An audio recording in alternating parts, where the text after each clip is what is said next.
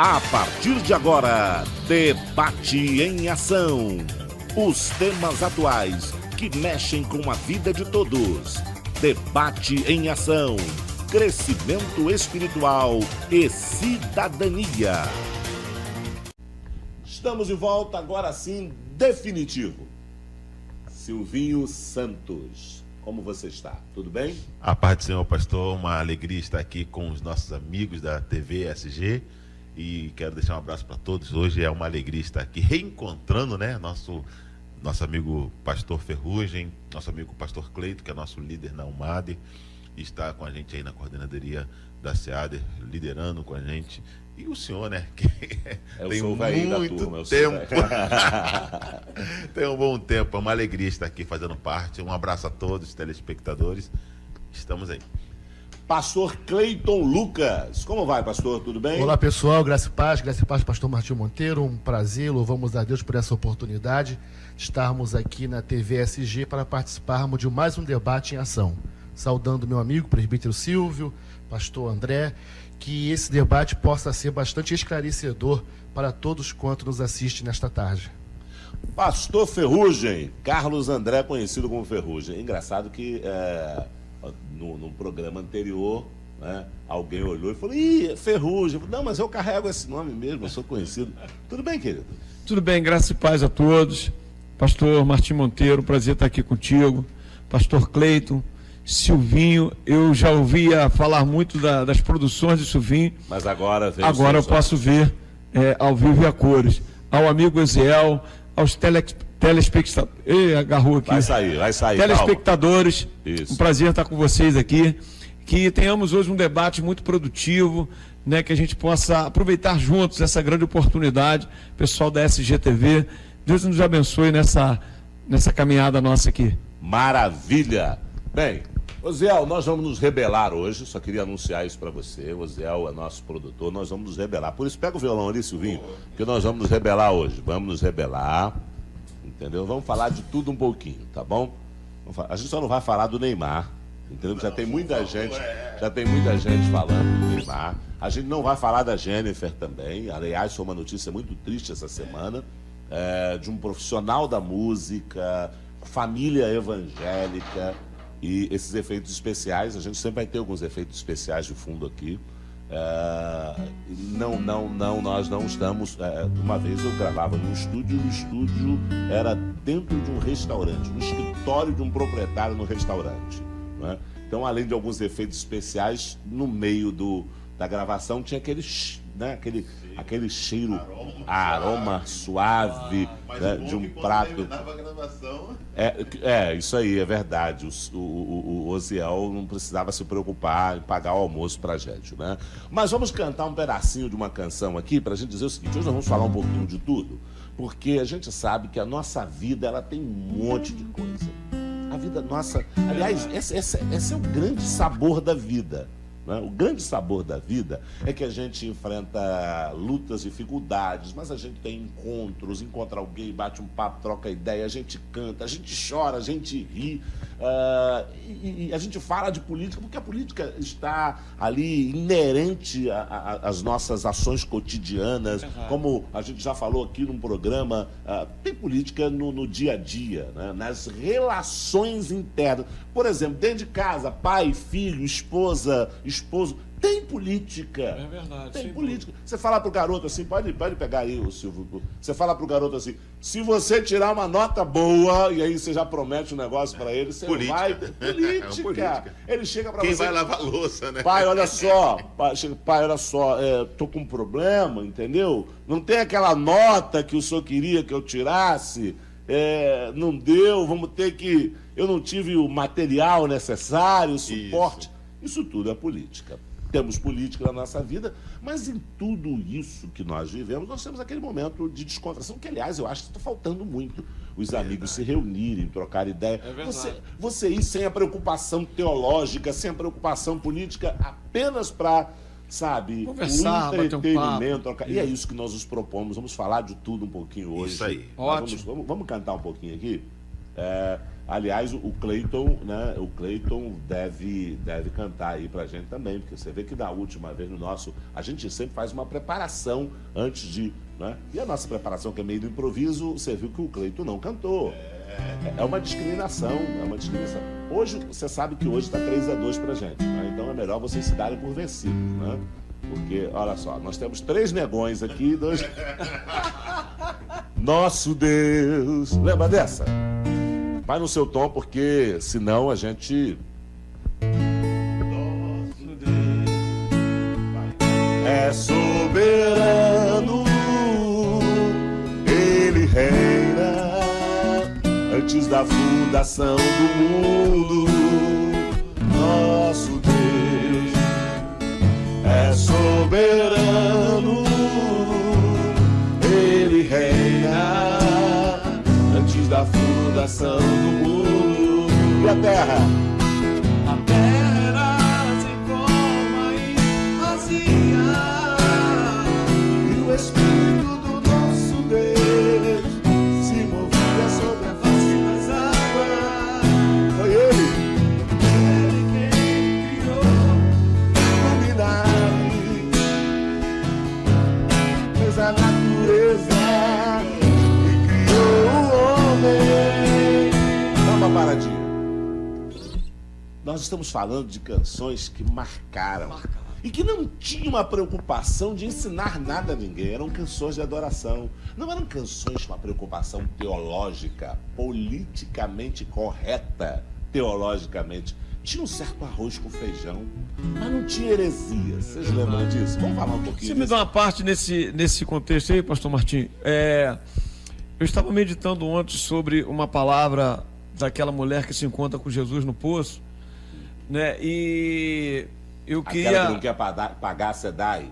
Eu não queria pagar a SEDAI. Isso. Aí eu queria, tipo assim, eu queria ousar em falar ali da verdadeira adoração, né? Porque existem várias formas de adorar a Deus, mas a verdadeira adoração foi revelada ali naquela passagem, pastor, em que ele diz que os verdadeiros adoradores adorarão o Pai em espírito e em verdade. Então, para mim, a adoração perfeita é aquela que adora o Pai em espírito e em verdade. Seja com as mãos levantadas, chorando, em pé, deitado, até no leito, pastor. E aí, para não ter regra, ele diz que o perfeito louvor sai da boca das crianças. Para não ter regra. Porque a gente perfeito criou um porque não monte é de regra. programado, né? E não tem regra. Aí você falou uma coisa interessante. Antigamente, como é que se fazia a música? A música era feita da seguinte forma. Quando eu falo de música, eu vou falar em todos os gêneros, tá? O evangélico, gospel, aquela que é para adorar o Senhor e aquela que às vezes era para poder falar de uma situação de amigos. Os camaradas se juntavam e começavam a conversar sobre algo, e ali alguém tinha um violão e eles começavam a bater numa caixinha de fósforo, e dali saía a canção que se eternizava. No nosso meio, como saía uma música, como acontecia as músicas? Era reunião que a gente orava, né? Buscava o Senhor, estava ali junto, daqui a pouco um pegava o violão e começava a cantar um pedacinho. Então, muitas músicas foram geradas em ambientes saudáveis. O que faz a adoração é o ambiente que você vive. E o ambiente que você vive é feito pela adoração, né? Automaticamente, imagina Davi, né? Quando ele começa a salmodiar diante do Senhor. Ele não estava num palco, não estava no estúdio, não estava em lugar nenhum. Inclusive, foram salmos que entraram para a Bíblia e se tornaram eternos, né? Eu te louvarei, ó Deus, de todo o meu coração, né? Aquele que habita no esconderijo do Altíssimo, a sombra do Onipotente. Elevo os meus olhos para os montes. Lembra disso? De onde me virá o socorro? O meu socorro vem de Jeová.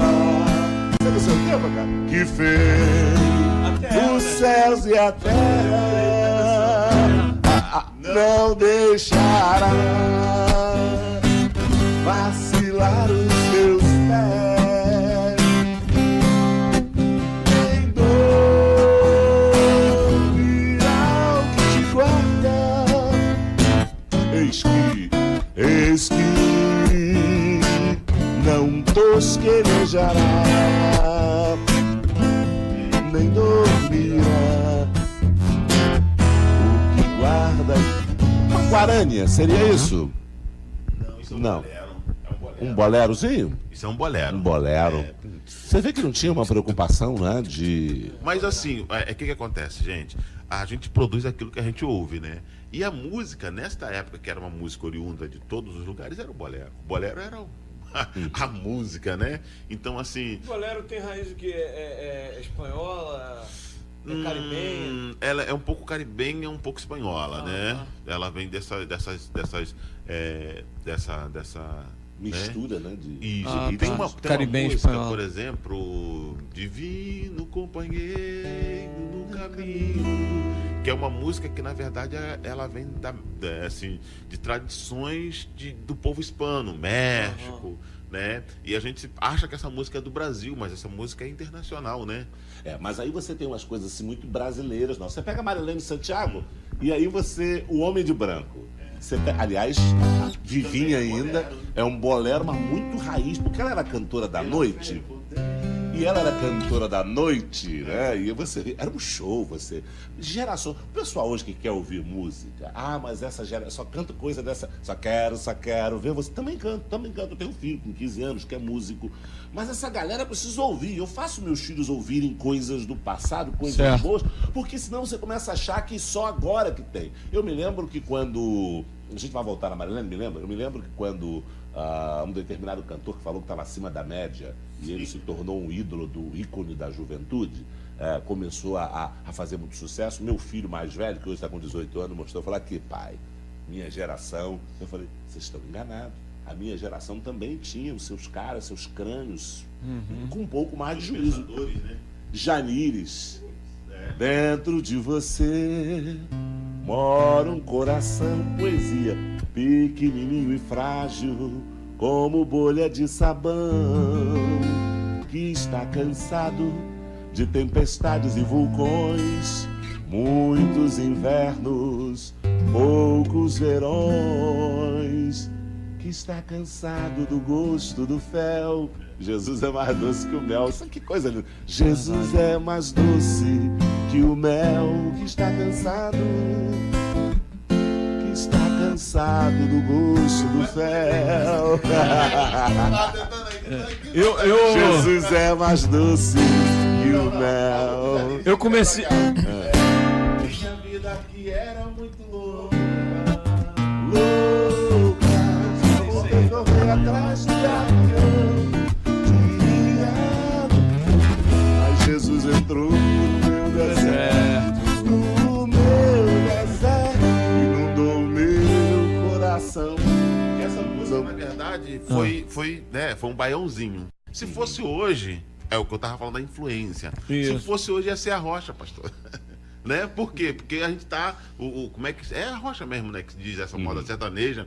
E assim, eles conseguiram ir buscar um ritmo lá do Nordeste, influenciaram, fizeram uma música que fez gerações. Então, tudo aquilo que a gente canta, tudo aquilo que a gente exala em música, é aquilo que a gente ouve no subconsciente. Querendo as pessoas ou não, a gente acaba reproduzindo aquilo que nós absorvemos. Eu comecei minha história ali de 86 até 89, mais ou menos. Eu vivi um tempo, né? Tocava música secular, né? Então, de 91 para cá, que eu comecei a conhecer mais as canções evangélicas. Inclusive, em 92 toquei com Ruama, né? Toquei com Márcio Nascimento, né? Naquela época do Deus está te dando uma chance, né? Compus alguma coisa com o Edson Maia, né? Nesse períodozinho assim. Então, algumas músicas, canções que o pastor Martinho está falando, eu peguei já naquele período que eu estava chegando. Algumas canções que o senhor falou aí, eu comecei Obrigado a pegar. por me chamar de velho. Muito obrigado. Agora, pastor Martim Monteiro, já que estamos abordando esse tema louvores, não tem como você fazer uma comparação. Ou você, de repente, achar que os louvores antigos são melhores que os louvores São mais inspirados. contemporâneos, ou os de hoje são melhor. Eu até gostei da palavra do pastor Martim, porque, na verdade, eu creio que nenhum de nós que aqui estamos temos preconceito em relação aos louvores de hoje, Claro, contemporâneos. evidentemente. Nós louvamos, nós adoramos Até a porque Deus. nós somos de uma geração intermediária. Sim. Isso. Né? Porque a Eu geração sou, o antes senhor da não sei, gente- eu já... Para. Antes da gente, né? Antes da gente, A gente tem uma outra turma que olhava pra gente, eu me lembro, rapaz, você não sabe como Janires e Rebanhão, como eles foram discriminados, que é a nossa geração. Ok? A geração anterior considerava que a gente não era crente. É porque Jesus está levando todo mundo, quase todo mundo já foi embora. Porque se eles hoje vissem que nós. Porque hoje, de vez em quando, a gente dá uma meio escandalizada com algumas coisas. Aí você para e fala assim: caramba, eu tô ficando velho. E eu tô colhendo tudo aquilo que eu vivi. E muitos deles quebraram muitos paradigmas, né, pastor? Muita coisa. Como, por exemplo, banda e voz, né? Abriram um caminho, vamos dizer assim, se é que eu posso usar esse termo, né? Mas abriram um caminho para que as pessoas pudessem compor novas coisas, né, Silvinho? Entender o seguinte, tem muita gente inteligente nesse meio. Band Voz, percebendo que o Rebanhão tomava muita pancada. Aliás, Band Voz é uma segunda banda, eles tinham uma outra banda anterior, né? O Silas e outros tantos. O que eles fizeram? Eles pegaram músicas antigas, músicas sacras, né? Usando essa aí, e trouxeram essas músicas com uma outra batida. Com reggae, né? Porque foi a tentativa deles não tomarem tanta pancada quanto o pessoal estava tomando antes. O Band Voz teve, Natan, essa turma, eles tiveram essa sabedoria de trazer. E Natan produzia também, né? De trazer para o meio músicas, músicas clássicas, né? E dar uma roupagem. E aí o pessoal parar e dizer, bom, a gente vai colocar defeito o quê? Na interpretação? Porque a canção é nossa. Aí o pessoal começou a falar, não, deixa os garotos cantar. Então, na verdade, há todo um processo de passagem de inteligência. A abertura que temos hoje, onde todo mundo canta tudo, esse pessoal, eu digo de intermediário, quando eu falo de intermediário, que a galera tomou pancada. A gente não tinha internet, a gente tinha rádios AMs tradicionalíssimas, comandadas pelos tradicionais. Você não levava um cara, sabe? Você não levava... E como nós temos também monstros, que eu me lembrei aqui, você só tinha Vitorino Silva cantando e outros tantos... O senhor tantos... falou um negócio aí que é uma grande verdade. Por exemplo, a Band Voz, ela fez algo... Eu queria até entrar nesse assunto, desculpa cortar. Eu queria entrar nesse assunto. A Band Voz, ela fez um negócio que hoje a juventude precisa sempre reaprender a fazer isso. Eles pegaram aquelas músicas antigas e colocaram um ritmo novo. O salmista fala, cantar ao Senhor um cântico novo. A gente vai cantar o quê? As maravilhas e as verdades do Senhor. A verdade e as maravilhas do Senhor, elas são eternas. Mas você pode pegar as músicas e transformar. Eu me lembro, eu era garoto. Meu avô presbiteriano tradicional. Eu vou na igreja, meu avô parte pai. Eu vou na igreja do meu avô, ali na presbiteriana, na 1º de março, no Barro Vermelho. E eu me lembro que eu sento num cantinho e estava lá o conjunto cantando, dirigido já por um senhor dos seus 70 anos. Louvamos-te, ó Deus, pelo dom de Jesus, que por nós pecadores foi morto na cruz. Dai louvores, celebrar. Aí entra Natan com essa música. Louvamos-te, ó Deus, pelo dom de Jesus, que por nós pecadores foi morto na cruz. E a banda vai, dá louvores, celebrai. Cara, quando você parou pra ler aquilo, você para, rapaz, é a música da minha infância. E ele mexe com os tradicionais. Eu me lembro que o pessoal, a gente não tocava. Eu trabalhava na Rádio Copacabana, eu era garoto trabalhando na Rádio Copacabana, e era proibido de tocar. Quando o Band Voz grava essa música, começou aquela conversa. Eu tô dizendo isso, não é de orelhada, eu tô falando de história. Não, deixa os garotos. São os garotos da nossa denominação. Foi inteligência, uma jogada de inteligência. Tem uma curiosidade para contar, que eu estava uma vez na Santa Ceia, né? E a gente tem uma música que toda Santa Ceia era tradicional, era Cristo já nos preparou com manjar que nos comprou. Aí um dia a gente estava meio assim, eu lembro que era eu, o Robinho, tinha os meninos que tocavam com a gente. Lourinho também estava nessa época, né? O Oziel, nosso diretor, nessa época ele era conhecido só como Lourinho. Pra ele agora? Depois a gente mostra ele. Aí, de repente, meu pai estava na igreja, meu pai era presbítero ainda nessa época e tal. Aí eu olhei pro Robinho, o Robinho olhou pra mim, a gente se entendeu, a gente se comunicou com o olhar. Quando chegou no coro da música, aí venceia, o Robinho virou já venceia, o mestre chama, venceia, né? Rapaz, mas meu pai chegou em casa, falou, mas meu filho, A como é que Santa Harpa, você está ultrajando a Santa Harpa. Voltando na Marilene, que aí a gente volta para a área do Cleide. Você sabe que o Cleide é tradicionalzão. Você já percebeu aqui que até agora ele ainda não se soltou. Hoje ele é o esquerda. Né?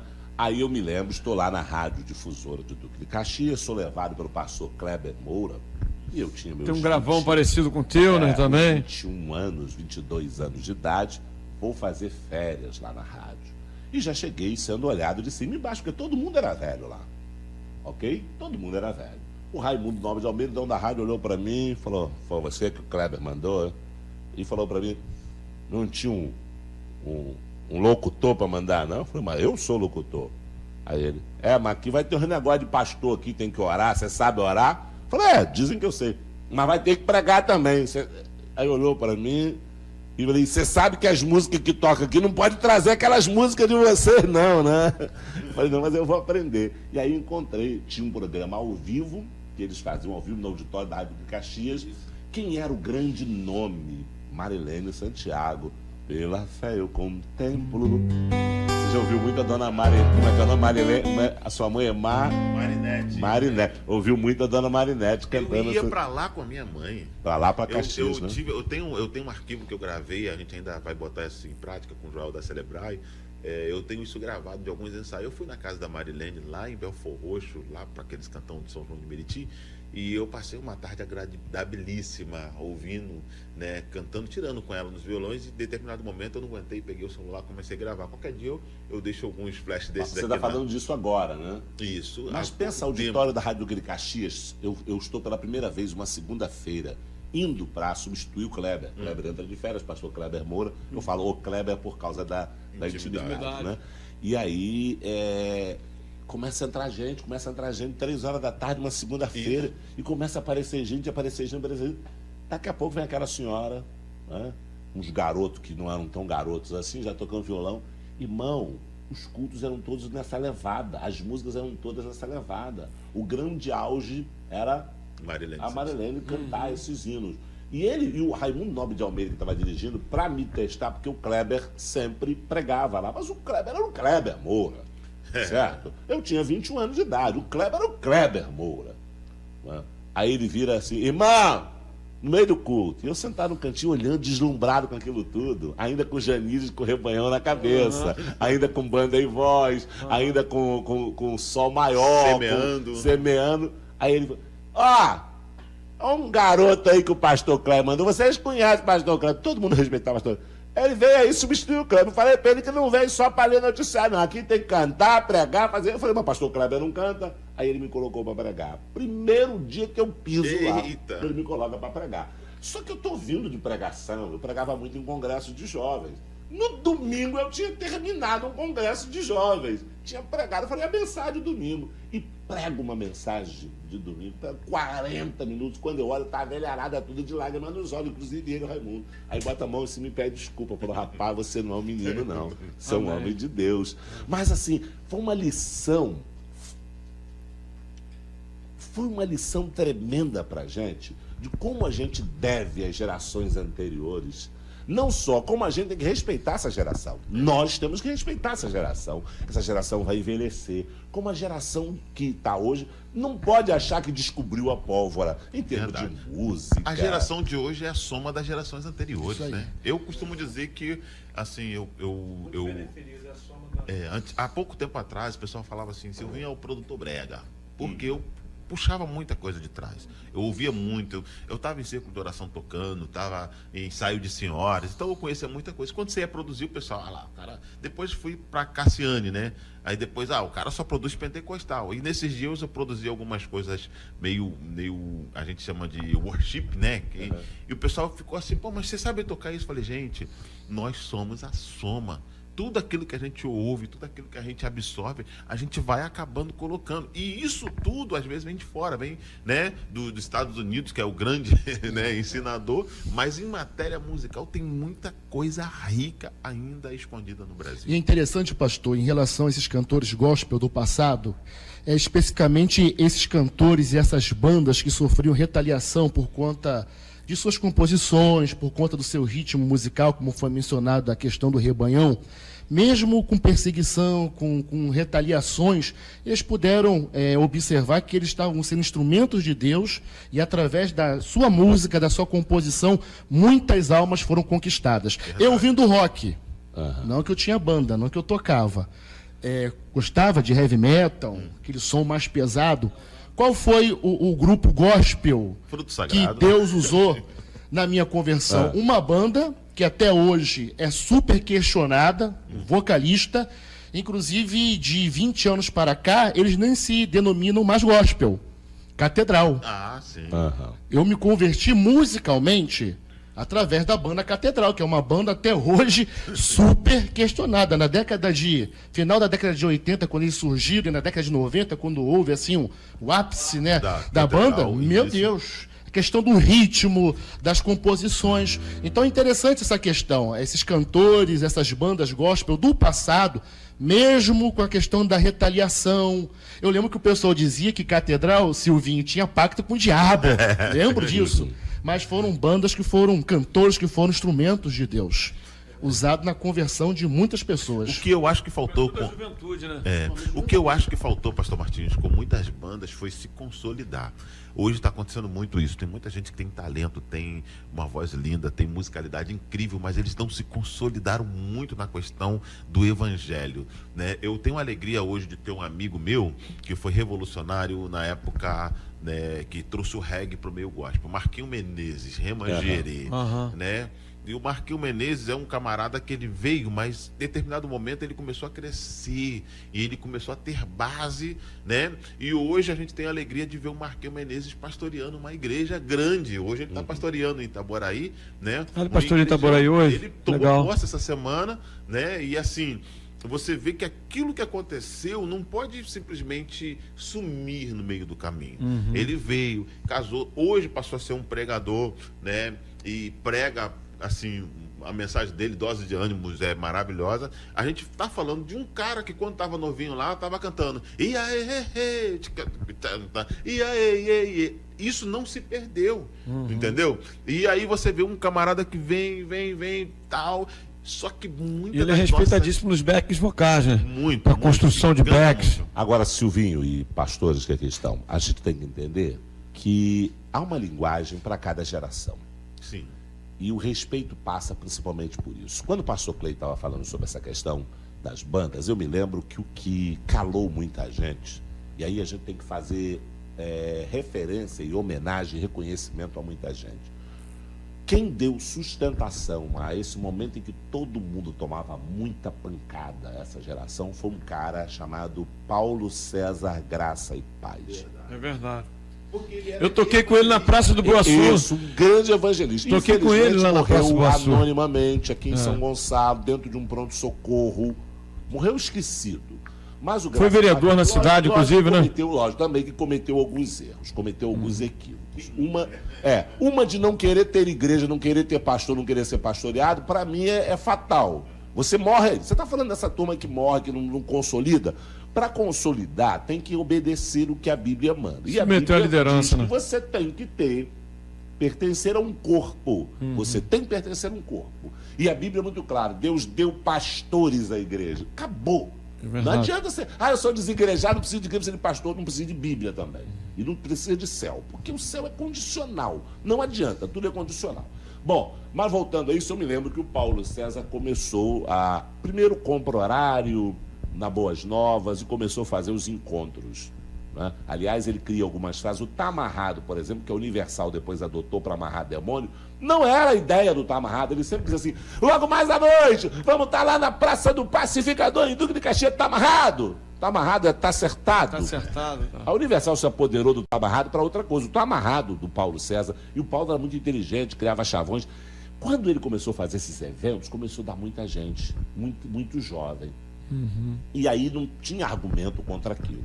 Principalmente o que ia muito jovem afastado do evangelho. E voltava para Jesus. Quinta da Boa Vista era um escândalo. Eu me lembro de um pastor do Barreto, tá vivo, pastor Paulo Raposo. Nessa época eu frequentava a igreja... A rua ali da Paulo. Coca-Cola ali, né? Frequentava. Eu me lembro que ele ameaçou a juventude no meio da semana. Ele avisou: se sábado eu tô sabendo que vai estar todo mundo excluído. No domingo ele ficou numa situação. Porque a primeira coisa, o conjunto jovem não sentou ninguém. Ele tinha um bom conjunto jovem, não sentou ninguém no lugar. Ele olhou aquele buraco, todo mundo espalhado em pé. Porque ele falou que ia excluir. E a galera foi, e a galera sabia que ia ser excluída. Ele olhou, cadê o conjunto da Catarina? Entrou em desespero, porque nem os filhos estavam lá. A filha dele, o Paulo, todo mundo tinha ido. Aliás, ele tinha um negócio que ele dizia o seguinte: a Quinta da Boa Vista é o nosso ponto de entronco. Em vez de ponto de encontro, era ponto de entronco. E a galera se encontrava lá. E se encontrava de tudo pela canto. Encontrei muita gente do Alcântara, encontrei muita gente de Jurumém, encontrei muita gente por Madama. O Paulo, quando ameaçou, falou: caramba, eu vou excluir. Só que alguém ficou quieto. Barreto ia excluir Alberto Goulart, que era um pouco mais maleável, que tinha estudado mais um pouquinho, ele foi delegado de polícia. Ele olhou e falou: não vou estancar esse fenômeno. Ele dizia diferente, ele dizia assim: vão, mas domingo vocês estão aqui. Nós queremos todo mundo na escola dominical. Entendeu? A punição dele é o seguinte: vocês vão lá para aquele negócio daquele camarada barbudo, mas domingo de manhã eu quero todo mundo. Então era condicional. Aquela boinazinha. Aí o Paulo teve que voltar atrás, porque... Então isso foi mostrando para os pastores o seguinte: não tem jeito, não tem como segurar. A galera vai. Não tinha diversão nenhuma. Meu amigo, a gente se mandava daqui a pé, pegava 2, 3 ônibus para ir para o auditório da Rádio Boas Novas. No dia de chuva. Eu me lembro que peguei chuva com uma galera, mas a gente não ia sozinho, isso aí é os bandos, 10, 15, 20, e se encontrar. Pensa em torcida, a torcida de time, a fúria do não sei o quê. E tá servindo a Deus, né? Mas olha só, isso aí carregou muita gente também para os grandes congressos, porque o hábito de estar no meio de jovem, o jovem chama jovem, né? Eu lembro que há tempos atrás, como é que as pessoas chegavam no congresso? Era dessa forma, porque já tinha esse hábito, né? E aí a pastorada viu que não tinha como estancar. E percebeu uma coisa: o cara era barbudo, o cara era maluco, mas o cara era crente. Porque o cara falava de Bíblia o tempo todo. Verdade. E o cara pregava, Orava. o cara fazia apelo, e o cara orava. E depois... Irmão, você aí em cima tem que descer e se converter. O cara descia e se E convertia. depois ele foi ficando, foi se adaptando, ele começou a levar alguns pastores, porque a pastorada viu o seguinte: não tem contra isso, não vai dar pra brigar. E eu me lembro, quem pegou, o Silas pegou carona nisso também. A popularidade do Silas com a juventude cresceu aí, porque era um movimento que não dava. Quem teve que se adaptar? Aí o que aconteceu? Naquele domingo não foi uma tristeza, todo mundo pelos cantos. Terça-feira, o pastor reúne todo mundo e fala: se vocês não aparecerem domingo, vocês estão excluídos. Mudou o discurso. Domingo estava todo mundo lá. Porque ninguém queria ser excluído, ninguém queria largar a igreja, ninguém queria desviar. Mas era um momento, né? E o pessoal precisava... Sabe quem que descobriu? Essa geração passou um pouco do controle, passou um pouco do limite. Mas a gente descobriu, e a geração anterior não, que a gente tinha direito, mesmo sendo crente, de se divertir. Eu me lembro de reunir galera para ir pro kart. Eu me lembro que começou os futebolzinhos gospel, entendeu? Por quê? Porque não tinha diversão. Antigamente era só oração. Nem desodorante você usava, amigo. Mas aí a cultura, né? Você quando começa... Naquela época também era proibida a extinta faculdade, né? Você fazer faculdade era um... E os namoros, Silvio? Nossa. Tem que Namoro chamar eu o pastor conheço Santos muito. para ver aqui, porque os namoros eram regulados, amigo. A hora, Era o regular. relógio. Não é só isso, não. Eu me lembro que um dia meu pastor me chamou e falou assim: eu tô sabendo, alguém fez fofoca, eu tô sabendo que você está conversando com a filha do presbítero fulano de tal. Quero saber que você não veio falar comigo ainda. E eu era novo convertido, tem que falar. E eu fugi da filha do presbítero, porque o pastor me deu uma dura daquela. Eu falei: isso é coisa ruim, isso é retranca.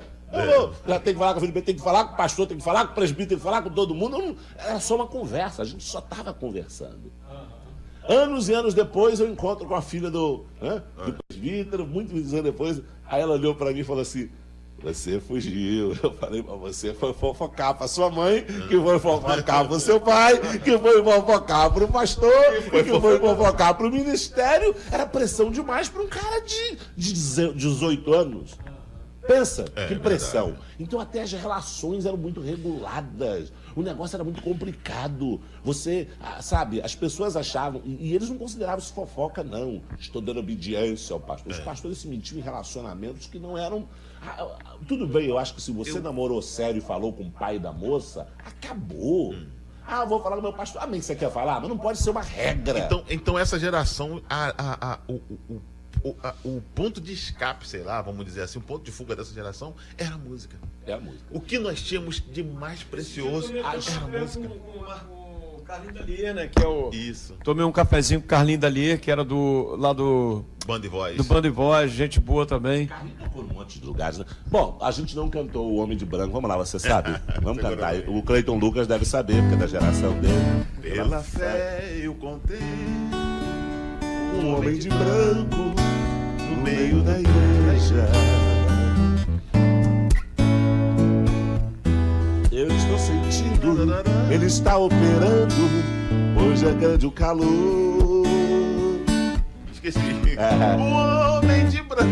A gente vai pro intervalo comercial e volta daqui a pouquinho. Da igreja.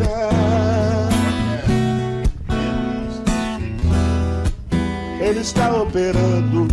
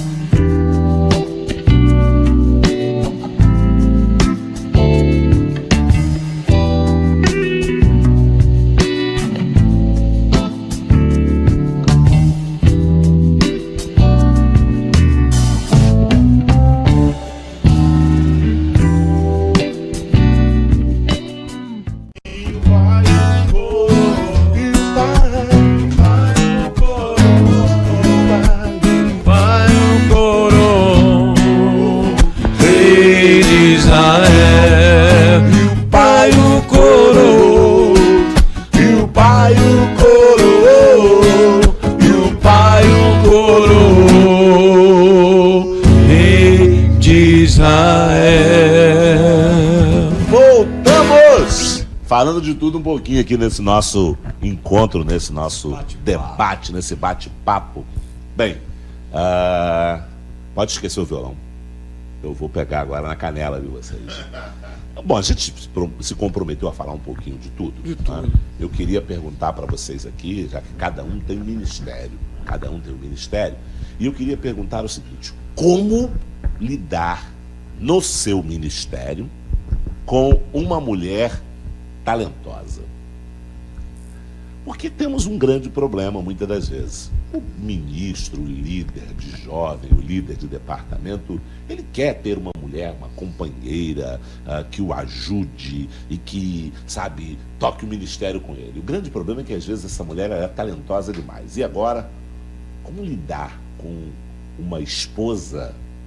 Você tem ministério e ela é extremamente talentosa. Eu queria começar com o Cleiton. Como lidar Graças a Deus. com uma esposa extremamente talentosa no ministério? Eu acho que primeiramente agradecer a Deus por essa esposa. Você ter uma companheira. Eu acho que nem todo mundo pensa igual você. Com certeza. Tem com a questão certeza. da concorrência. Aí alguns de até não se saber o arrependem, né? limite. Aí tem alguns até que se arrependem, né? O Senhor, eu pedi, mas não precisava ser com tanto talento, Senhor, não precisava. Mas eu acho que, no meu pensamento, pastor, um pastor, um líder eclesiástico, tem uma esposa com talento, ou tem muitos talentos, eu acho que, no meu pensamento, eu acho que é motivo de alegria, de honra, acho que o ministro, o líder, ele não pode ver a esposa que tem muitos talentos como uma concorrente. Eu acho que quem ganha, quem é beneficiado é o reino de Deus, entendeu? Claro que entendendo os princípios da palavra de Deus, ok? Quando tem a questão do relacionamento conjugal, o homem como cabeça, a mulher como adjuntora, mas a partir do momento que um líder eclesiástico, alguém na igreja que exerce uma liderança, tem uma esposa que de repente tem até mais talentos do que ele, de maneira alguma ele pode ter esse sentimento de inferioridade ou de concorrência. Eu acho que maravilha, beleza, vai ser muito útil para o crescimento de seu ministério. Eu acho até que é uma bênção de Deus. Como é o nome da chefa lá? Pastora Vera Maria. Vera Maria talentosa.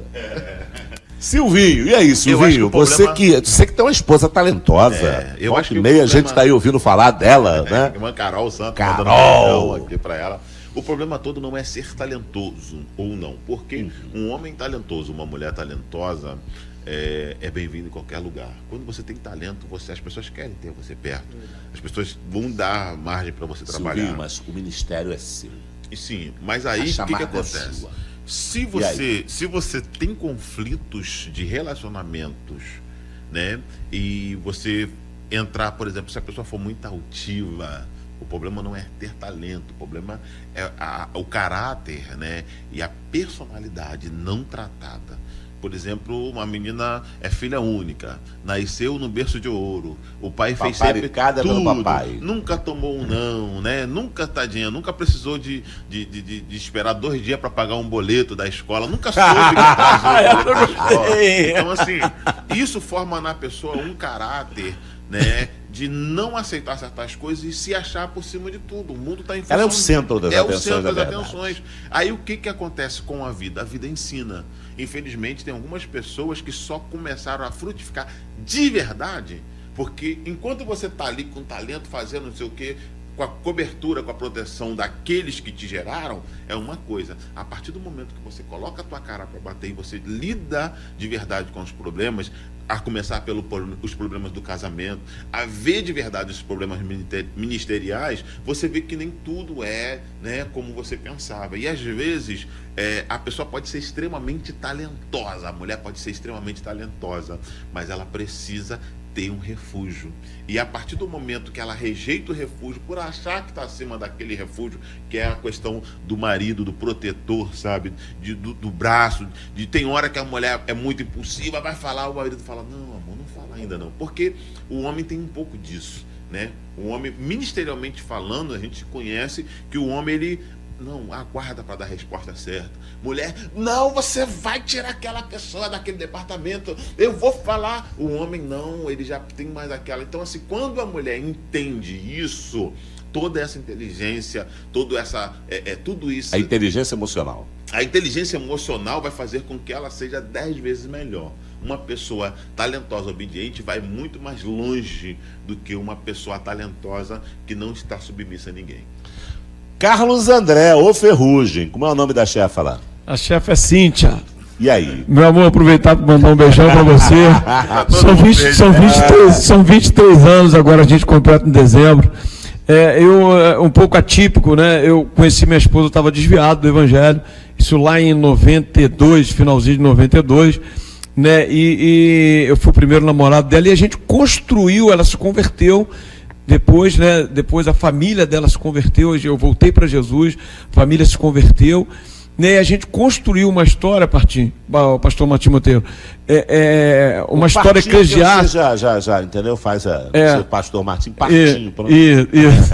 Aí o que acontece? A gente construiu uma história eclesiástica junto. Então ela teve a oportunidade de ver as suas nuances, ver as nuances do evangelho. Né? Então a gente construiu a partir daí. Construiu uma história legal, me deu 2 filhas lindas, a Sara e a Raquel. E respondendo o que o nosso pastorzão perguntou, essa palavra talento, ela é muito genérica, né? Ela se encaixa em várias circunstâncias do talento, né? Então, eu creio que a minha esposa, o talento dela está pautada na questão da cobertura que ela me dá. Eu louvo a Deus pela cobertura que ela me dá. Porque me ajudou muito. E outra coisa, no trato com as pessoas. Ela não é muito de falar, de ir para púlpito falar e tal, mas ela tem um relacionamento com as pessoas que eu, assim, realmente fico abismado, o cuidado que ela tem com as pessoas, o carinho. Então, o talento dela, pastorzão, está pautado na questão do pastoreio. Ela não é pastora, mas tem esse cuidado com as pessoas, né? Então e vocês sabem que você é pastor, o Silvinho não é pastor na íntegra, na nomenclatura, mas a gente percebe essa sensibilidade, pastoreio, é um cara que eu percebo isso claramente. Então, o que, que acontece? E a gente passa por muita coisa dentro do nosso ministério, né? Então, essa retaguarda, ela é importantíssima na sustentação daquilo que você se propõe dentro do ministério. Então, resumindo, pastorzão, o talento da minha esposa está pautado nessa aí. Agora, se ela tivesse outros talentos, como música, né, e outras questões para desenvolver na igreja, eu acho que isso é muito de cada um, né? Tem pessoas que não conseguem ter o seu brio, né, um pouco mexido e tal, ele se sente ameaçado. Então, mas não é meu caso. Eu lido muito bem com isso, sempre fui, eu acho que até esse feeling democrático que eu tenho, né, em alguns momentos até me atrapalhou, porque eu sou um cara democrático até demais, aquela origem um pouco batista, né, e tal, tudo decide e tal, mas eu já tinha isso, né, essa questão de democracia, partilhar algumas decisões, mas o que o pastor Cleito falou é importante. A esposa tem o seu talento, ela precisa saber o momento de avançar, o momento de recuar e o momento de agir junto. A frase é: a mulher sábia edifica. E eu acredito, pastor Martinho, que a partir do momento que o homem, que o marido, ele tem uma esposa que é talentosíssima e ele a ver como uma ameaça, eu acredito que ele não tem convicção do seu chamado, da sua vocação, do seu ministério, e isso em outros âmbitos também. Eu acredito que o problema vem de lá de trás, pastor Cleito. Quando Também, isso pode ter sido, com acontece, certeza. é a menina que, por exemplo, o camarada se converteu, aceitou Jesus e tal, veio do zero, mas a menina já era filha do pastor, né? Aí o cara veio crescendo e tal, aí dentro da cabeça dela, de repente, está sendo gerado aquele negócio. Não, mas eu cheguei aqui primeiro. Isso são problemas não resolvidos. Eu sou o centro das atenções. Eu sou. Aí o camarada vai e Deus chama ele para aquilo. Deus traz. Isso já aconteceu em várias situações, né? E ao longo do tempo, ela não percebeu que Deus inverteu a posição, né? É Mical, filha do rei, E isso aí. com Davi que está chegando agora. É verdade. É difícil reconhecer, falar assim, não. Porque ela critica o comportamento dele. Isso aí. Ele começa a dançar. É o momento dele com Deus. Ele tá dançando. E agora, quem é chamado por Deus, quem é ungido por Deus, quem é o rei agora, é ele, não é mais o pai. Meu pai fazia assim, porque... Se fosse meu pai, não seria desse jeito. Isso aí. E a gente coloca lá embaixo, coloca Davi como se ele fosse da plebe. Aí, né? o que eu vejo? Essa pessoa, ela tem um problema psicológico, né, que ela não conseguiu fazer a transição. Aí você vê, por exemplo, uma coisa importante também, aquela Abigail, né? Aquela articuladora, aquela que media algumas Sábia, situações conselheira, dentro do seu que ministério. evita uma tragédia. Não é, pastor? Verdade. Ela Exatamente. evita uma tragédia. Ela é Isso é um embaixadora. talento, né, pastor? É uma capacidade. E outra coisa, na época que nós estamos vivendo aí com esse tal do empoderamento feminino, você pode, você manda, existe muitas pastoras que destruíram o seu casamento por deixarem de ser mulheres. De serem esposas, né? De até mesmo, tipo assim, ter aquela coisa assim, poxa, a igreja é da porta da minha casa para fora, né? Vamos dizer assim. Aí chega em casa e fala, marido, você agora vai lavar a louça. Não isso, mas dentro desse termo, porque o negócio está tão entranhado.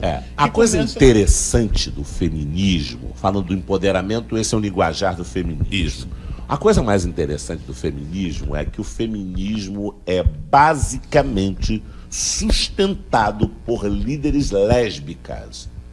A ideia do feminismo é: eu represento as mulheres, que as mulheres deveriam brigar com os homens, mas estas mulheres não são mulheres. Verdade, não se submetem a Não ser mulheres. a Camille Palha, uma das feministas mais cultas da América e que teve no Brasil e que falou com tanta gente, ela não começa errado que ela não gosta de homem. Então não pode dizer que ela é uma mulher na sua essência representar, porque a rivalidade surge do lesbianismo, não surge dos direitos das mulheres. Eu acho que o problema, como a gente falou aí, rivalidade, essa palavra, ela aponta para problema. Infelizmente, sutilmente, o feminismo entrou nas igrejas com outro nome. Entrou na igreja com outra ideia, a ideia de eu fui ungida pelo Senhor, eu tenho autoridade, e a gente vê, aí por isso eu falei da questão da rivalização, porque o fato de você ser usado pelo Senhor, e aí meu pastor Alberto Goulart, que era um homem muito inteligente, ele dizia isso: você pode ter os dons, Deus pode te usar para curar, para libertar, para restaurar, mas eu tenho o pastoreio. Deus nunca tirou dele. Davi é homem muito sábio, segundo o coração de Deus, porque ele se recusa a assumir o pastorado de Israel enquanto Saul estivesse vivo. Aliás, teve até palavra profética. Alguém entregou uma palavra profética dizendo: eis aí, Deus entregou na sua mão. Ele falou: não. E ele ficou sentido quando ele toca num bem, quando ele arrebenta um pedacinho da capa de Saul. Ele diz: não, isso é com Deus. Eu não vou. Deus precisa desocupar o lugar para eu assumir. É o que ninguém entende. Deus não coloca, não tem dragão. Não tem dragão com duas cabeças. Dentro de casa não tem dragão com duas cabeças. Não tem. Deus só reconhece uma cabeça. Nas cartas às igrejas em Apocalipse, Deus só reconhece uma liderança. Ao anjo. Tinha vice-presidente, de vez em quando tem essas rebeliões. O pastor não presta, tem que tirar ele, está velho, está em pecado. Isso, tem outros caminhos, nunca o caminho da rebelião. E a rebelião, necessariamente, não precisa se arrancar um povo daqui e levar para outro lugar. A rebelião, ela tem maneiras sutis. A raiz é uma da rebelião, mas tem sutil. Quando começa a minar, quando começa a dizer não vai ser dessa maneira, infelizmente, nós temos plantado isso dentro dos lares. Agora vamos para a referência. Me dá só uma parte aqui dentro do que o pastor Martim falou. Por exemplo, hoje, assim, uma coisa que eu sempre guardei comigo, né, e eu trouxe lá, inclusive, do cotidiano de quando não era evangélico, né, o princípio da autoridade, né, o que o pastor falou foi importantíssimo. Então, quando você entende esse princípio, você consegue ser bem sucedido, né? E eu olho para essa questão de Davi, eu uso isso muito como referência. Ele não ousou ocupar uma cadeira que não era dele. Não estava desocupado. É muito bem lembrado. Isso aí você perpassa por várias esferas, seja ela familiar, eclesiástica. Então esse é um ponto que eu queria enfatizar, porque eu me senti contemplado com essa colocação. Agora vamos para a referência. Olha para os ministérios que cresceram e construíram, né, exportaram missionários, fizeram muita coisa. Sempre vai ter um pastor que é autoridade dentro da casa dele, dentro da igreja dele. Sempre vai ter uma pastora submissa, né? Aquela que sabe entrar na hora certa, aquela que tem a palavra certa. Na reunião, aí o pastor está irritado, ela está ali quietinha, só olhando. Mas quando chega em casa, ela faz aquele bolinho, bota aquele café e fala: meu filho, você falou assim e não é, né? Eu peço a Deus que Deus levante pessoas que com esse pensamento, com essa sensibilidade. Essa sensibilidade. Aí chega na outra reunião, o camarada lá, pastor presidente, né? Gente, eu falei isso assim, mas eu pensei direitinho. Ninguém sabe quem resolveu o problema. Engraçado, eu vejo essa questão. A gente pega a Bíblia, a gente vai analisando na Bíblia, né, estas coisas. Você pega, por exemplo, Natã. Tinha uma mensagem de Deus contra um homem que tinha errado, tinha pecado, homicida e adúltero. Você não vê Natã chegando lá, colocando o dedo na cara de Davi. Eis aí, homem! Desce! Tu não é digno de estar aí. Tu não vê isso. Tu vê o tato, a sensibilidade, o respeito. Ele nem se dirige, ele espera o rei se contradizer. Ele conta uma parábola ali de uma sensibilidade, de um respeito. Sabedoria, né, pastor? Quando o rei se altera no seu senso de justiça, ele fala: esse homem é você. E aí o rei não tem como brigar mais. O rei não tem como brigar, porque naquele momento o rei só para e diz assim: pequei contra o céu. Pequei contra Deus. Ele falou: mas já foi passado de título e iniquidade. Porque o reconhecimento, ele podia tripudiar sobre Davi naquele momento. Nós temos os profetinhos desse. Ele podia tripudiar. Na hora que ele pecou, reconheceu, falou: tá vendo? Olha aí, eu sou usado mesmo por Deus. Aliás, sai você e assume eu que sou profeta. Profeta é profeta e rei é rei. É isso aí. Mesmo no erro, ele ainda era o rei. Deus mandou entrega a mensagem, não entrega o reino. E quando Deus chega e fala, é para poder resolver, né? E outra coisa, o quebrantamento dele muda. Você já reparou como essa geração não entende quebrantamento? Eu fui chamado para ajudar um líder. Ele teve um problema e teve uma reunião e alguém me chamou para ir lá. O próprio líder me chamou e o povo querendo bater no homem, querendo matar, e o homem assumiu, falou: não, eu cometi um erro. Não! Aí ele falou: eu estou com vocês há 30 anos, eu sei da vida de todo mundo. Eu ajudei um monte de gente aqui, carreguei um monte de gente nas costas, tratei ferida de todo mundo. Agora eu preciso do amor de vocês. Cadê o amor de vocês? Era só no aniversário para trazer presente? E todo mundo No final, quando ele falou, conheço a vida de todo mundo, eu sei de todo mundo, eu quero tratar com todo mundo com a mesma medida de justiça que eu tratei vocês.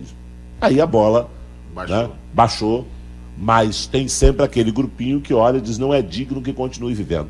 A forma como Deus trata Davi, a forma como Natan trata Davi, a forma de... Eu quero destacar principalmente a questão do respeito. Eu acho que as esposas de líderes, elas precisam transmitir isso para os outros, porque se ela desrespeita você como líder, acabou, o povo não vai te respeitar. Concorda comigo? Eu falei, isso aí é um problema que vem de lá de trás. Porque não tem ninguém que saiba tanto os seus pontos fracos do que quem vive com você. Ela só não pode se aproveitar disso.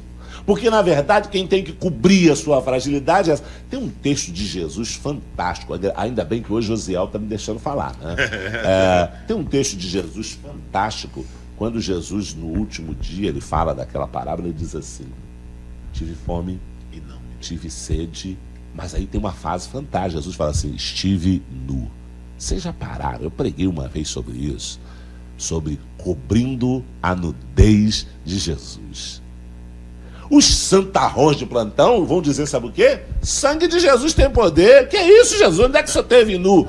Você sabe quando é que Jesus está nu? Ele disse que quando você faz a um irmão, você faz a ele. Sabe quando é que Jesus está nu? É quando nós estamos. E sabe quando é que você expõe a nudez de Jesus? Quando você expõe a nudez do seu irmão. Está cheio de gente aí assim. Isso vai ser cobrado naquele dia, porque na verdade ele é o cabeça. Nós somos o quê? O corpo. Quando eu não tenho misericórdia, exponho a nudez dele, eu esqueci de um detalhe. Eu não estou expondo a nudez dele, estou expondo a nudez de Jesus, que é o cabeça. E automaticamente expondo a nudez de todo mundo. Já que a gente começou a falar de teologia, deixa eu pegar um outro texto que eu lembro fantástico sobre isso. Quem lembra quando Deus falou sobre a serpente e sobre o fruto da mulher, da semente da mulher? Olha o que Jesus falou. Jesus falou assim, tu lhe pisarás a cabeça, Jesus, e a serpente faria o quê? Ferirás o calcanhar. Calcanhar o quê? Corpo, faz parte do corpo. E às vezes nós expomos. Pega o calcanhar aí! E a gente oferece o calcanhar para a serpente picar. E a gente não entende que o picar no calcanhar pode envenenar todo o corpo. Terra de manto. Eita! Quase foi batizado ali agora, Osiel. É porque não deu lugar, ele não quis dar lugar, mas se ele dá lugar. Ali por trás, eu sei que tá. Voltando aqui, vocês não acham que a gente expõe demais? Às vezes a gente voltando, já estamos no outro tema. Saímos das mulheres, vamos para os ministros. Você não acha que a gente expõe demais os companheiros? Não, expõe ao outro. Em nome da fé, da santidade, do reino, a gente expõe demais? Eu acho que... Depois dos comerciais a gente volta, Silvinho. Você foi só o gancho, tá bom? Onde irei?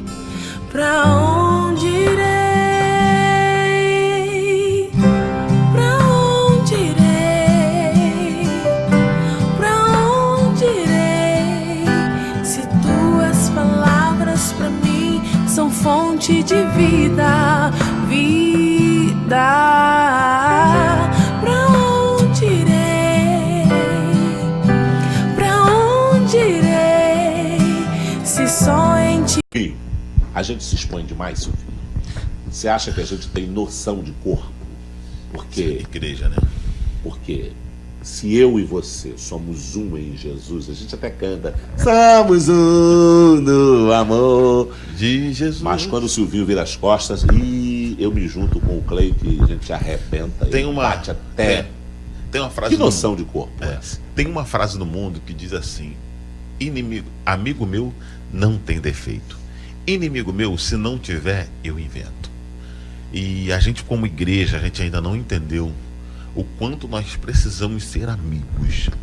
Isso é uma questão de entendimento. A Bíblia diz, se o seu irmão estiver fazendo alguma coisa, você tem que ir até ele, né, e conversar com ele. Não se arrependendo dos maus caminhos, você volta, pega uma pessoa mais idônea, né, que essa questão da testemunha, às vezes a gente acha que vamos chamar irmã Candinha, né? Pega uma pessoa que tem uma possibilidade de juridicamente, testemunha tem que ser qualificada, né? Alguém que possa chegar ali e falar assim, mas rapaz, isso aqui, e se ele mesmo assim ainda, então assim, tá vendo? Isso ninguém sabe disso aí. Então, assim, o que acontece? Nós somos um corpo. Quando você cai, eu caio. Quando você fale, eu vou falir também. Entendeu? Quando você se prejudica, eu também prejudico. Só que o nosso grande problema, existe um temperamento dentro da igreja. Eu falo isso começando a falar da minha igreja, que eu posso falar, que é a síndrome dos irmãos de José. O camarada está sonhando, está crescendo, é o preferido, tem uma túnica bonita, então eu tenho que pensar de uma forma. Aquilo ali vai sendo maquinado dia a dia. Infelizmente tem gente que quando der a hora dele subir, Deus vai puxar a ficha dele e falar assim, pô, você nunca falou nada, mas os seus pensamentos sempre foram os piores. Né? Porque você não conseguiu ver o seu irmão crescer. É o irmão do filho pródigo, né? Que, poxa, meu irmão saiu de casa, graças a Deus que meu irmão saiu de casa, né? Quando ele tá um bom dia lá, tranquilo, perfeito, daqui a pouco volta o menino de novo, aí a primeira coisa que o pai faz é chorar. Poxa, pai, eu tô aqui um tempão, o senhor nunca chorou por mim. Vai lá o pai, ó, pega lá o novilho, vamos dar uma festa. Poxa, pai, eu tô aqui um tempão, o senhor nunca fez isso por mim, né? Então, assim, eu trato isso como até personalidade, né? Um problema de personalidade. A gente não entendeu quem que nós somos no corpo de Cristo.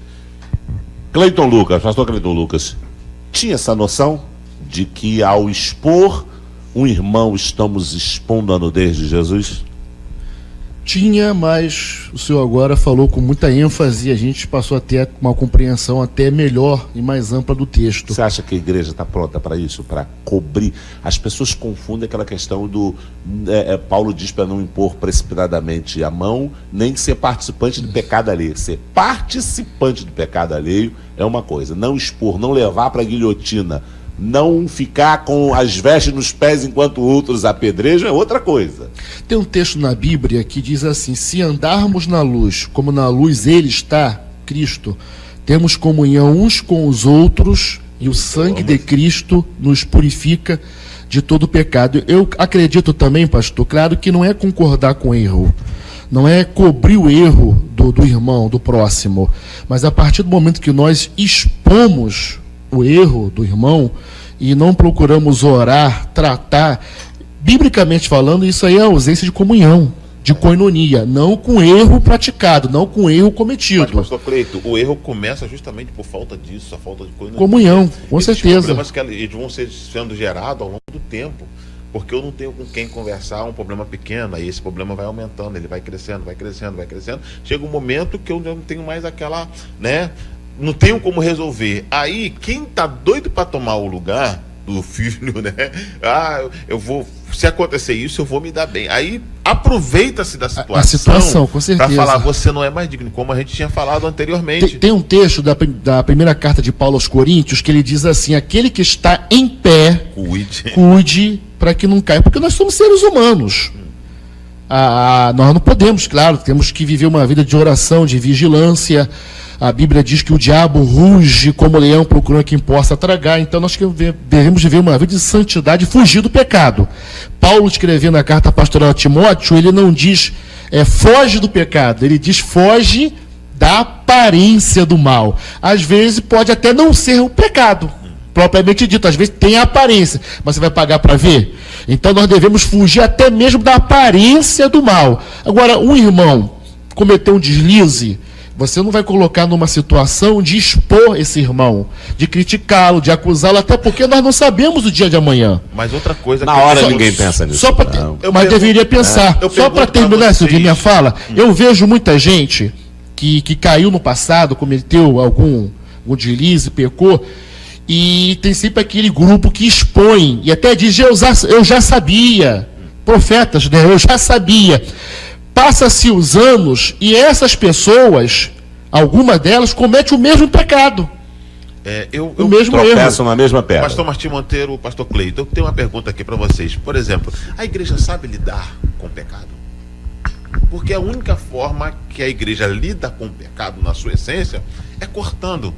Nós tivemos agora, só para pimentar um pouquinho, nós tivemos alguns episódios acontecidos, né? E dentro de um termo, a pessoa virou e falou assim: a gente teve um problema aqui, a gente resolveu. Como é que resolveu? Mandou lá para não sei para onde, cortou, tiramos daqui. Ou seja, é uma alma. Será que a gente sabe lidar? Se alguém chegar perto do senhor, eu tenho um amigo que um dia chegou para mim e falou comigo, rapaz, o tempo que eu tive desviado, eu fui experimentar a maldita maconha e hoje, para mim conseguir me livrar da maconha, eu não consigo. Eu tô tomando remédio, tô tomando isso, tô aquilo, mas ainda vem aquela ânsia, eu passo mal. E como é que a igreja não sabe lidar com isso? Eu digo o seguinte, para a igreja aprender a lidar com pecados, ela precisa aprender a lidar com pecadores. E aí começa do 01 ao 00, a 100. O grande problema é que as pessoas não conseguem se olhar no espelho. A Bíblia diz assim, quem está de pé, cuide. Eu gosto de uma outra tradução que diz assim, se alguém supõe estar de pé,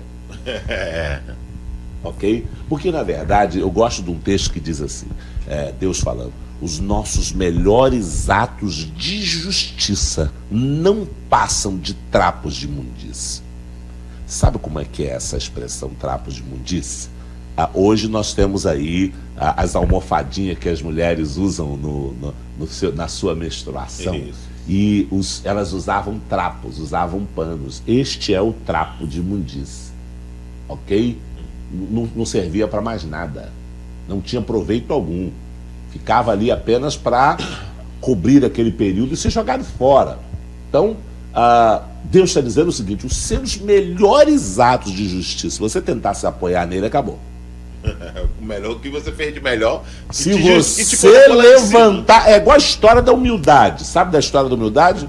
O garoto era tão humilde, tão humilde, tão humilde, que ele estavam dando prêmio para todo mundo, destaque, o melhor, o isso, fera em matemática. Aí a professora falou, e fulano, e o Zezinho, vamos dar o que para ele? Vamos dar para ele, esse garoto é muito humilde, isso é um exemplo de humildade, vamos dar para ele um diploma de humilde. E deram para ele um diploma de humilde. Entraram de férias, no primeiro dia de volta, ele aparece com o diploma de humilde e ele perde o diploma. Porque a hora que você expõe, você não é humilde mais, porque você expôs. Então eu digo o seguinte, a igreja do Senhor Jesus, ela está numa escola. E a gente não aprendeu ainda. Eu vejo um monte de gente, eu lido muito com pastores, com líderes, recebo muito telefonema, eu tenho coragem de tratar de determinados assuntos, falar determinadas coisas, eu tenho coragem de me expor também. No outro dia eu fiz uma live e era carnaval, foi carnaval do ano passado e não tinha o que fazer, eu numa madrugada resolvi fazer uma live. Eu achei que não tinha ninguém.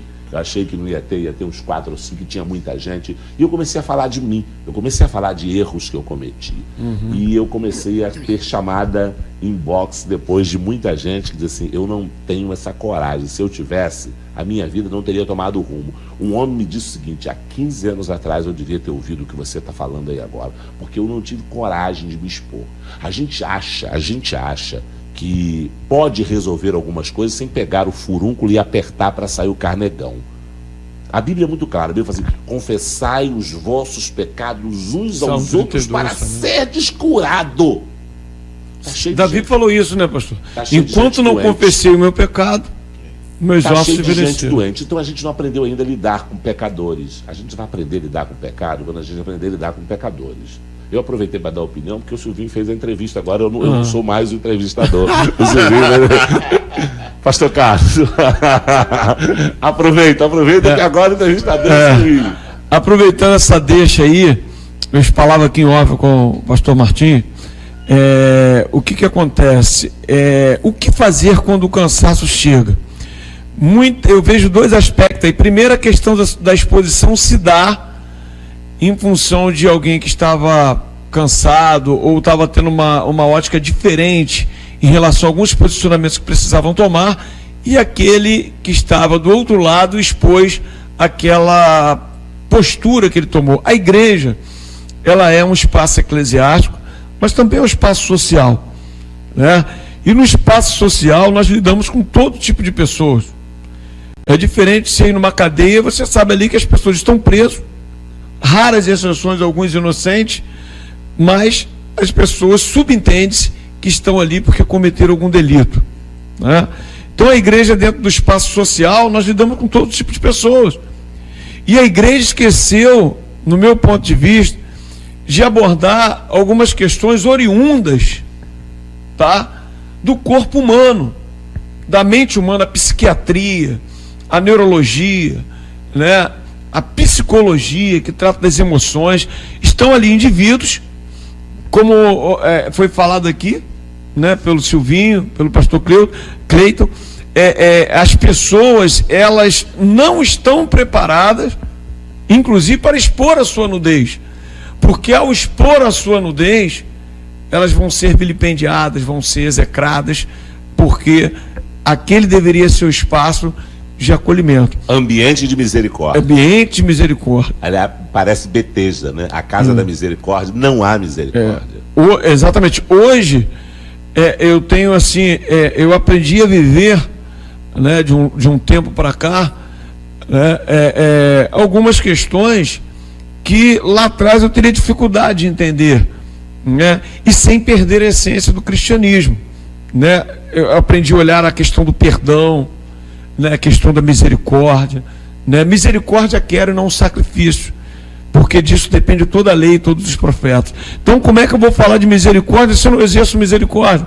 Então, uma outra questão, pastor, dentro disso ainda, eu acho que muita questão da exposição, né, isso depende daquele que está liderando aquele corpo, né? Muitas vezes ele não propicia aquelas pessoas que estão ali, né, a extinção da exposição das pessoas. A gente precisa extinguir isso, né? Você precisa procurar o seu irmão, você não precisa estar expondo ele, né? Então eu acho que geralmente, na regra, os filhos seguem os seus pais. Então eu acho que hoje os líderes precisam atentar para isso. E uma outra questão, pastor, né, quando o líder precisa entender quando ele precisa parar.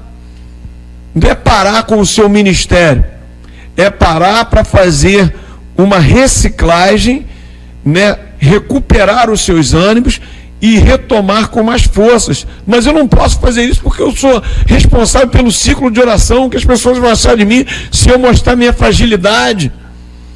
Eu estou aqui, fui ordenado há poucos dias pelo pastor Cleiton, sou auxiliar dele. O que as pessoas vão pensar de mim?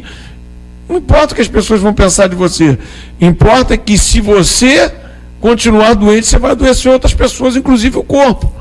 Então, pastor, eu vou dar alguns passos atrás, vou me restaurar, para que a minha nudez nessa igreja hoje, que não está acostumada a lidar com essas debilidades, vai me expor, aí vai me prejudicar, mas eu paro de vez. Entendeu? Então, acho que alguns pontos, pastor Martim, eu acho que tem que ser revisto hoje pela igreja contemporânea. Essa igreja hoje, ela precisa rever alguns conceitos, sobretudo a questão do relacionamento, né? Porque estão ali homens e mulheres de Deus, mas que têm problemas seríssimos psiquiátricos, e que a igreja diz que é demônio. Tem pessoas ali com problemas seríssimos neurológicos, ou seja, como por exemplo, a bipolaridade, e outro, uma hora está bem, outra está, mas isso é um problema que está no corpo dele, Deus pode tratar. Eu acho que a gente já tem o tema para o nosso próximo encontro. Temos, porque pastor. Falando sobre isso, a gente consegue pensar sobre suicídio de líderes. Porque a gente tem muita gente doente no ministério. Muito, pastor. Sem oportunidade de tratamento, ok? Sem apoio. Mas fulano estava lá, estava pregando, estava dando, ontem pregou, como é que se matou anteontem? Ele vem dando sinais que a própria comunidade não consegue perceber. Às vezes sinais de cansaço, sobrecarga. E eu trabalho com um projeto chamado Projeto Radical, e que é uma tremenda de uma ferramenta de Deus para tratar Fizemos pessoas. Juntos, né? Isso, para tratar pessoas. E eu hoje recomendo que as pessoas conheçam o Projeto Radical, porque o Projeto Radical é uma ferramenta de Deus para tratar pessoas. Temos muita gente doente no ministério. Concorda comigo, Silvinho? Muita coisa. É o nosso próximo encontro. Vamos debater sobre isso. Então tá bom. Você quer deixar algum recado? Você já mandou um recado para Carol, também pode chegar em casa na boa. Quero deixar aqui meu abraço a todos, e hoje o senhor não perguntou, né, mas eu vou falar, quem quiser nos procurar na rede, Silvinho Santos, com 2 S no final, meu Instagram, Silvinho Santos, sou produtor musical, a gente está lá para produzir o seu CD, o seu EP, o seu single, né, com qualidade, que que você precisar. Estamos ali na Assembleia de Eu Deus. quero gravar, ainda mais depois de hoje. Nós vamos fazer aqui um quarteto. Eu vamos vou ser vamos ressuscitar Eu vou ser o Hebron. sincero pro senhor. O senhor está perdendo dinheiro. perdendo. Você fez parte do Hebron? Fez parte do Hebron, você? Não fiz, mas eu acompanhei muito legal. tempo. Eu era novinho nessa época, né? Não cantava ainda, não tinha essa voz. Se eu tivesse Ruama, Hebron. Ruama eu cheguei a tocar. Eu acho que eu fiz um sub, né, pro baixista que não foi. A gente foi tocar lá em Rio Bonito, eu fui tocar baixo pro Ruama. Eu toquei depois do Estevão. O Estevão que hoje é do São Ágape. São Ágape, gente muito boa. O Estevão precisou sair e eu entrei no lugar dele. O Ruama era um grupo de 4 pessoas, né? E a Quatro gente rapazes acompanhava, de, 4 rapazes. de São Gonçalo. Isso. É, Em vez de 4 Liverpool, rapazes. de São Gonçalo. Pastor Cleiton, Deus abençoe, obrigado. Confirmado, vamos, na verdade, a gente vai ter oportunidade de pesquisar com o tema antes, estudar um pouquinho para a gente falar Isso. sobre esse tema, mas eu acho que ninguém vai discordar de que temos muita gente doente nas igrejas. Agora, o pastor Carlos, na última fala dele, levantou uma questão também interessante que pode ser debatida, ou no próximo debate, ou em outros debates, a questão do ministro que não expõe a sua nudez, usando a interpretação do senhor naquela passagem, não expõe o seu pecado, não porque ele não reconhece que pecou, não porque ele não queira alcançar misericórdia, mas ele teme o que pode acontecer lá na frente. Como Conhecendo o povo que não tem piedade. Isso aí. Diferente daquele que não reconhece o pecado, não o confessa, não o expõe, porque é mau caráter e às vezes acha até que não pecou. Não houve nada demais. Isso, muito bem. Eu achei muito interessante a palavra do pastor Carlos André. Agradecendo a Deus a oportunidade, agradecendo o convite da TV SG, TV São Gonçalo, enviando um abraço para o nosso amigo produtor Osiel. De São Gonçalo para o mundo. De São Gonçalo para o mundo, esse homem que Deus tem usado aí para abençoar muito o povo de Deus e o município de São Gonçalo, o município que nós tanto amamos. Acesse nosso site, você que nos assiste, pastorcleitonlucas.com.br, e aproveitando esse mês de junho, que é mês do pastor, né? Nós sabemos que pastor é todos os dias, todos os meses, mas tem o dia do pastor que é no segundo domingo de junho. Enviar um forte abraço aí para todos os pastores que nos assistem e, é claro, finalizando com um beijo para minha esposa, a pastora Vera Maria. Outro que vai chegar bem em casa. Pastor Carlos André. Primeiro, dizer da minha satisfação de poder ter passado esse momento aqui com vocês. Eu confesso assim, de coração, que eu fiquei muito feliz com esse tempo que a gente teve aqui de qualidade, de relacionamento, né? Você que quiser... Não foi um programa pesado? Porque Não foi. A gente falou de um monte de coisa. Tranquilo, Né? batemos um papo. Teve até música. Teve até música. Pode até pedir música, eu não digo verdade. no Fantástico, mas aqui na Isso aí. SGTV. Você pode mandar um pedido pro próximo programa. Isso, verdade. com certeza. Ficaram devendo. Eram 100 ovelhas Ilhas, juntas no no aprisco. aprisco. Isso é muito bom. Próximo a gente... Né? Próximo a gente começa com ele. Então, Cíntia, eu quero mandar um beijão para você, fazendo aqui como diz o pastor Cleiton aqui, um beijão, obrigado pela sua amizade, o seu carinho, né, comigo, com o meu ministério, as nossas filhas. E as pessoas que quiserem ter um contato conosco pelas mídias, nós estamos ali no Instagram, CA Ferrugem, né, ou no Facebook, Carlos André Ferrugem. Vai ser um prazer a gente interagir. Aquilo ali tem sido uma ferramenta de relacionamento, de cuidado com as pessoas. E orem por um projeto que eu estou terminando agora. Estamos aí, se pudesse medir um gráfico, 99% do livro concluído. De escravo a governador do Egito, a visão administrativa de um menino. Né? Então a gente ora por nós, vou pegar algumas ideias com vocês, porque a gente sempre ouvindo, né, alguma coisa. Então ora por esse projeto aí, eu tenho certeza que Deus colocou no meu coração, que é um projeto que nós vamos abençoar muitas vidas, um livro motivacional, a gente vai levar as pessoas a entenderem que José era um menino, mas um menino de Deus e que tinha visão. Obrigado. Maravilha! Bem, estamos chegando ao final. Só um minutinho. Pode falar. Ô Zé, um beijão para você, Zé. Obrigado pelo convite. Maravilha, hein? Bem, estamos chegando ao final desse nosso bate-papo, dessa nossa conversa, desse debate, que foi bem eclético hoje, bem à vontade. Mas eu queria falar uma coisinha para a gente encerrar aqui. Eu sempre, até dentro do assunto, eu sempre tive muita pena de Esaú.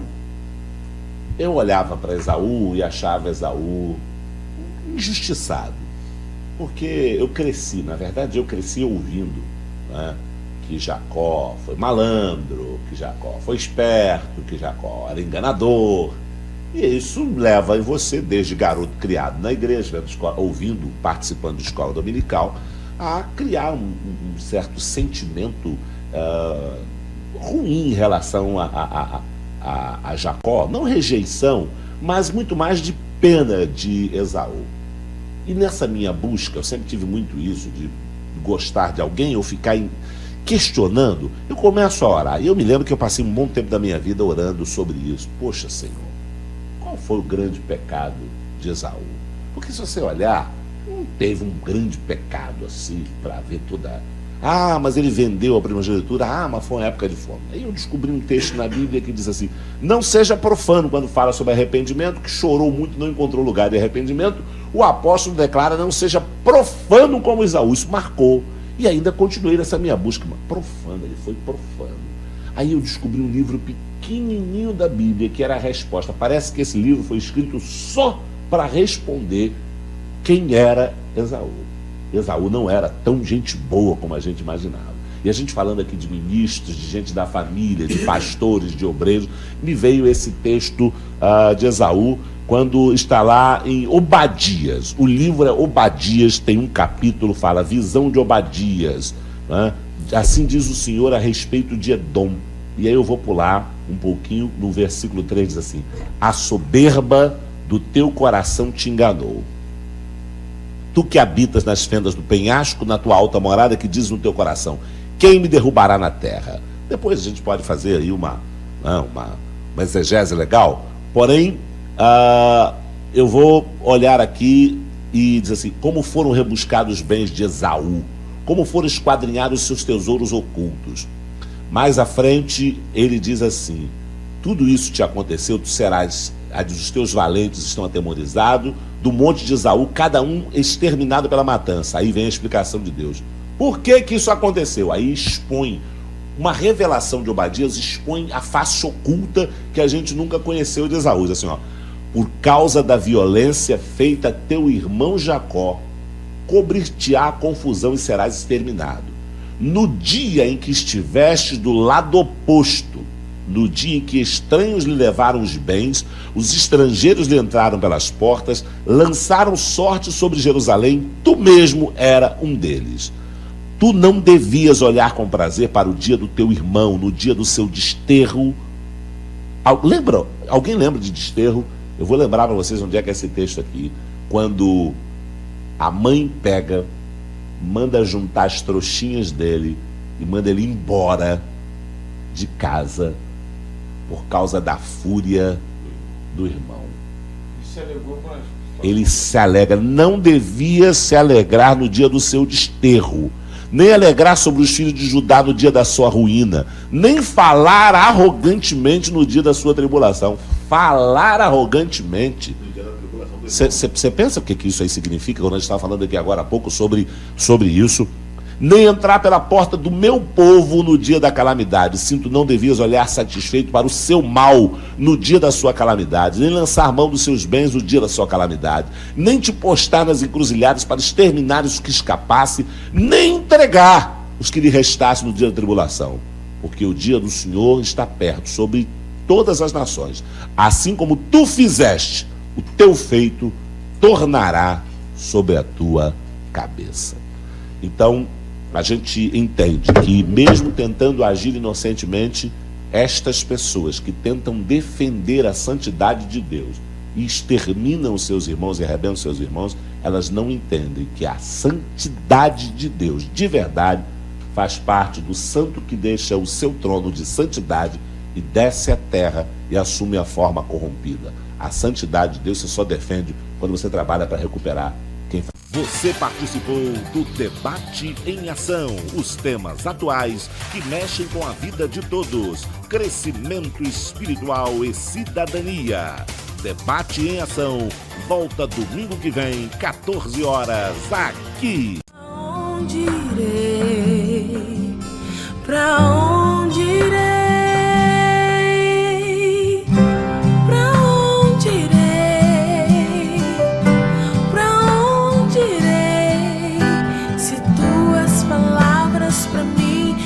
Fonte de vida, vida.